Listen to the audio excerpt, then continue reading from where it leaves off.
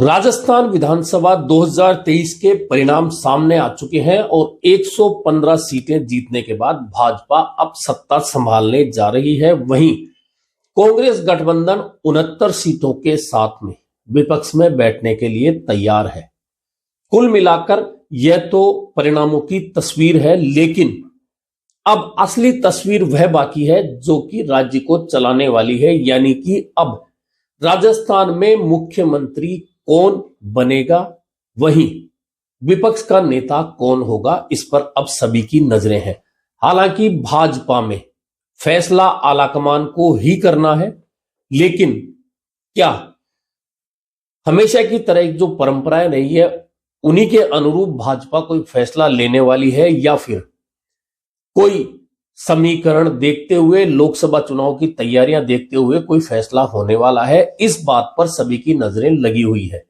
दरअसल राजस्थान में मुख्यमंत्री के बहुत सारे चेहरों पर चर्चा हो रही है कि भाजपा में यह भी चेहरा हो सकता है, यह भी चेहरा हो सकता है, लेकिन असल में चेहरा कौन होगा यह तो तभी पता चलेगा जब भाजपा विधायक दल की बैठक होगी और भाजपा का आलाकमान किस तरह का संदेश देकर पर्यवेक्षकों को भेजेगा। उसके बाद क्या तय होगा और कौन चेहरा सामने आएगा, किस चेहरे की घोषणा होगी, तभी तय होगा। लेकिन जो चेहरे हैं उन पर चर्चा किया जाना बहुत जरूरी है। दरअसल आज भी भाजपा में निसंदेह है, लोकप्रियता की बात की जाए, विधायकों में पकड़ की बात की जाए, भीड़ खींचने की क्षमता की बात की जाए, तो एकमात्र नेता के तौर पर राजस्थान में सिर्फ वसुंधरा राजे का चेहरा सामने आता है। और चुनाव जीतने के बाद में सिविल लाइंस स्थित वसुंधरा राजे के आवास पर जिस तरह से एक के बाद एक विधायक आ रहे हैं, मिल रहे हैं, उसके बाद भी यही संकेत है कि वसुंधरा राजे निसंदेह है भाजपा में नहीं, आम जनता में भी बहुत ज्यादा पकड़ रखती है। 2 बार मुख्यमंत्री रह चुकी है, लेकिन क्या भाजपा आलाकमान वसुंधरा राजे को अब तीसरी बार भी राजस्थान में मुख्यमंत्री के रूप में मंजूर करेगा, उनका नाम आगे करेगा, यह देखना बहुत महत्वपूर्ण होने वाला है। दरअसल वसुंधरा राजे को लगातार तीसरा मौका मिले, इसकी संभावनाएं भाजपा आलाकमान की पुरानी जो वसुंधरा राजे से अदावतें हैं उनको देखते हुए तो बिल्कुल नहीं लगता, क्योंकि चुनाव प्रचार के दौरान या चुनाव से पहले केंद्रीय नेताओं, खास तौर पर प्रधानमंत्री नरेंद्र मोदी के जो दौरे राजस्थान में हुए, उनमें भले ही वसुंधरा राजे मंच पर हमेशा मौजूद रही, लेकिन कहा जाता है कि इस बार एक बड़े छत्र को भाजपा आगे नहीं करना चाहती। लेकिन यदि विधायक दल की बैठक में हाथ उठाने की बात हुई तो निश्चित माने कि वसुंधरा राजे के मुकाबले कोई भी इतने विधायक नहीं जुटा पाएगा जितने की सरकार बनाने के लिए जरूरी होते हैं। ऐसे में वसुंधरा राजे निसंदेह सबसे बड़ा चेहरा मुख्यमंत्री के रूप में है। वहीं गजेंद्र सिंह शेखावत केंद्रीय मंत्री हैं और उनका नाम भी लिया जा रहा है, और जैसे ही चुनाव परिणाम आए गजेंद्र सिंह शेखावत दिल्ली चले गए। कहा जा रहा है कि आला कमान यानी कि प्रधानमंत्री और गृह मंत्री अमित शाह ने उन्हें दिल्ली बुलाया था, वे भी एक चेहरा है। दरअसल दिल्ली गजेंद्र सिंह शेखावत को भाजपा प्रदेशाध्यक्ष भी बनाना चाहती थी, लेकिन उस समय वसुंधरा राजे अड़ गई। इस कारण गजेंद्र सिंह शेखावत भाजपा के प्रदेशाध्यक्ष नहीं बन पाए और सतीश पूनिया को अध्यक्ष बनाना पड़ा था जब परिणामी हटे थे। अब गजेंद्र सिंह शेखावत के साथ समस्या यह है कि वे मुख्यमंत्री के रूप में प्रोजेक्ट कर दिए जाते हैं तो उनके ऊपर जातिवादी टैग है। इस सब बार में मारवाड़ में जिस तरह का टिकट वितरण हुआ, उसमें गजेंद्र सिंह शेखावत ने जिस तरह से अपनी भूमिका निभाई, वह उनके लिए आगे जाकर लोकसभा चुनाव में नुकसानदायक हो सकती है।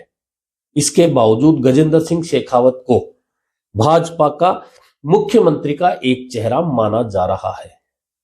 इसके अलावा अब नाम आ रहा है बाबा बालकनाथ का। दरअसल यूपी में योगी आदित्यनाथ को बनाए जाने के बाद में एक लोगों में आम चर्चा सी बनती जा रही है कि भाजपा हिंदुत्व के चेहरे को लेकर लोकसभा चुनाव में जाएगी। ऐसे में यहां भी बाबा बालकनाथ पर यह प्रयोग किया जा सकता है। यही कारण है कि उन्हें लोकसभा सांसद होते हुए भी तिजारा से विधानसभा का चुनाव लड़वाया गया। लेकिन क्या इस छवि को लेकर पूरे देश में भाजपा उतर सकती है? दरअसल योगी आदित्यनाथ को लगातार दूसरी बार उत्तर प्रदेश का मुख्यमंत्री तो भाजपा ने बना दिया, लेकिन यह भी कहा जाता है कि योगी आदित्यनाथ और दिल्ली आलाकमान यानी कि प्रधानमंत्री नरेंद्र मोदी अमित शाह के बीच में योगी आदित्यनाथ की उतनी पटरी नहीं बैठती। लेकिन एक बड़ी मजबूरी है, क्योंकि योगी आदित्यनाथ के नेतृत्व में यूपी में दोबारा चुनाव लड़कर भाजपा सत्ता में आई थी, इसलिए उन्हें मुख्यमंत्री बनाया। लेकिन फिर एक हिंदूवादी चेहरे को राजस्थान का मुख्यमंत्री बनाया जाएगा, इसे लेकर चर्चा जरूर है। लेकिन राजस्थान और यूपी की पृष्ठभूमि राजनीतिक रूप से बिल्कुल अलग है। ऐसे में क्या बालकनाथ भी एक चेहरा हो सकते हैं? इस बारे में भी लोगों में बड़ी चर्चा है। इनके अलावा दो और चेहरे हैं जिनकी सर्वाधिक चर्चा है, वह है अश्वनी वैष्णव जो केंद्रीय रेल मंत्री है। उनका नाम विधानसभा चुनाव की घोषणा से पहले से ही चल रहा है कि वे राजस्थान में भाजपा के चेहरे हो सकते हैं, क्योंकि वे मूल रूप से मारवाड़ के हैं। उसके बाद वे उड़ीसा चले गए और वहां से राज्यसभा सदस्य उनको बनाने के बाद भाजपा ने उन्हें केंद्रीय रेल मंत्री बनाया है। राजनीति में बहुत सारे लोग उन्हें जानते हैं कि वे बहुत पुराना चेहरा नहीं है, लेकिन वे दिल्ली की पसंद है। जो भाजपा का केंद्रीय नेतृत्व है उसकी पसंद है।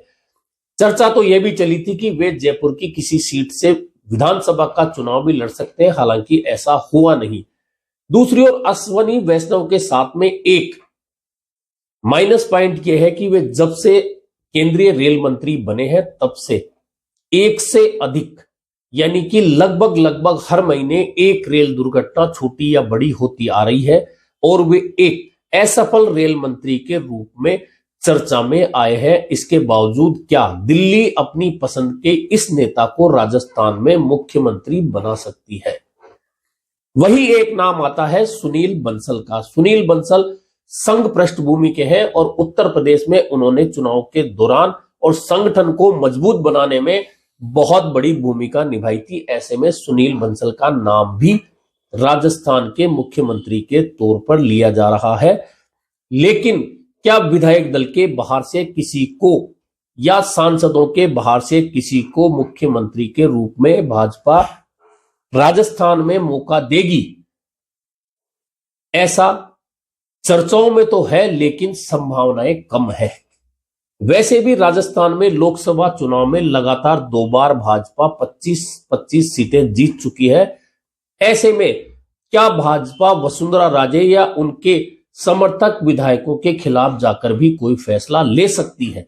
दरअसल सब कुछ इसी पर डिपेंड करेगा और इसी के अनुरूप भाजपा आलाकमान भी फैसला लेगा, क्योंकि पिछले 2 लोकसभा चुनाव में जो स्थितियां रही हैं वैसी स्थितियां आगे भी भाजपा के लिए अनुकूल रहे।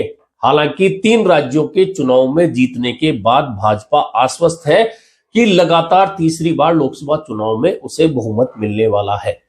कुल मिलाकर यह जो चेहरे हैं जिनकी चर्चाएं हो रही है, वहीं किरोड़ी लाल मीणा की भी चर्चा है। लेकिन राजस्थान में कहा जाता है कि जाट, मीणा, गुर्जर, इन जातियों को लेकर कोई भी पार्टी रिस्क नहीं लेना चाहती।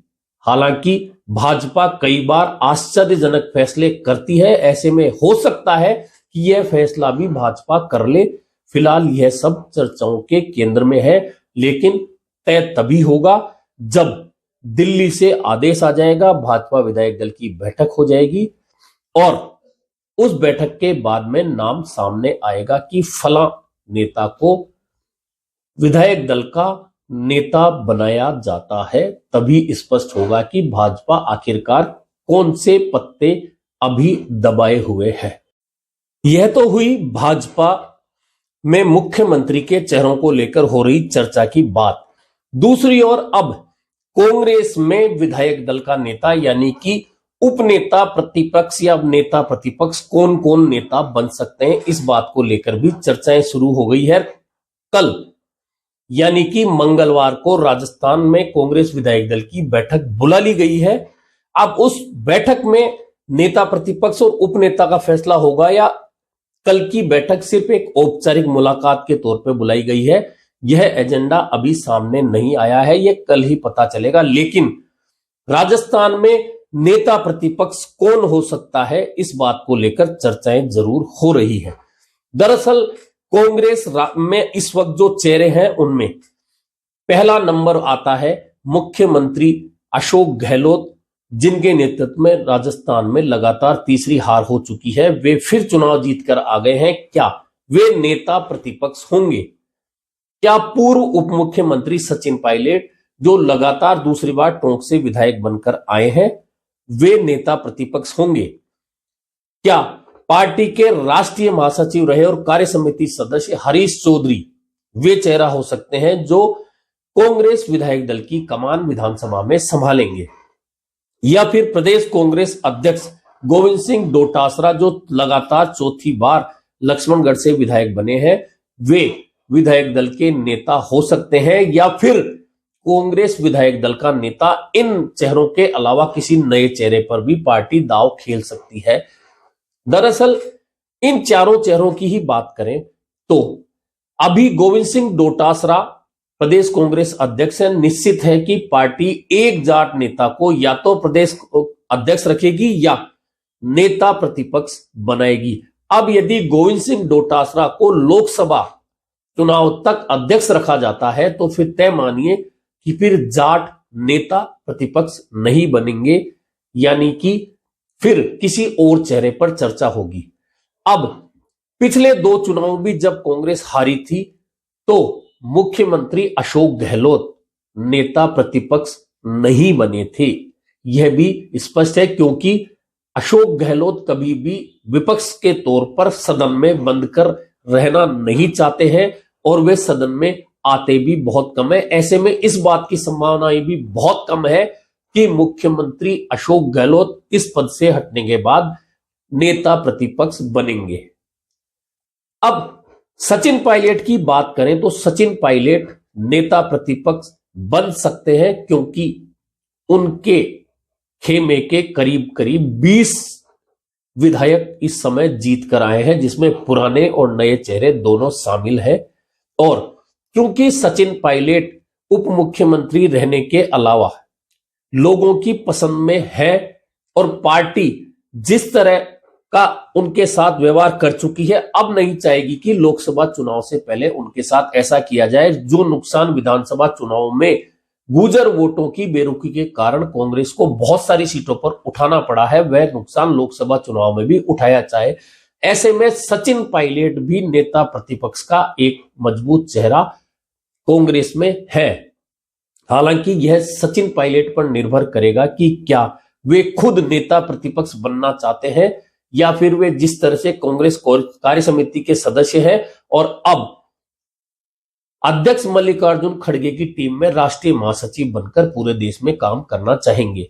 यह दोनों बातें अलग अलग है। ऐसे में मुख्यमंत्री अशोक गहलोत, पूर्व उप मुख्यमंत्री सचिन पायलट या गोविंद डोटासरा, इनमें से कोई चेहरा होगा, या फिर हरीश चौधरी, क्योंकि हरीश चौधरी दिल्ली में राहुल गांधी के साथ भी काम कर चुके हैं, मल्लिकार्जुन खड़गे के साथ भी काम कर चुके हैं, सोनिया गांधी के साथ भी काम कर चुके हैं और पंजाब के प्रभारी भी रह चुके हैं। अब वे चुनाव जीतकर लगातार दूसरी बार विधायक बने हैं।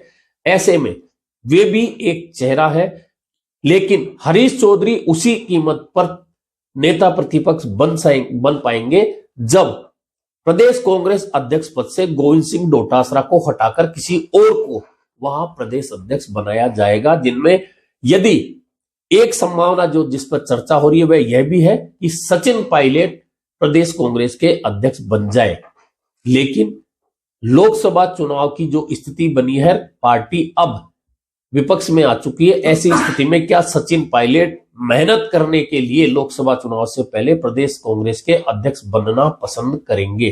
कुल मिलाकर इन चारों चेहरों को लेकर यह सारी बातें हो रही है, लेकिन इसका खुलासा भी तभी होगा जब कल होने वाली कांग्रेस विधायक दल की बैठक का एजेंडा सामने आ जाएगा, या यह पता लग जाएगा कि यह बैठक सिर्फ एक औपचारिक बैठक है।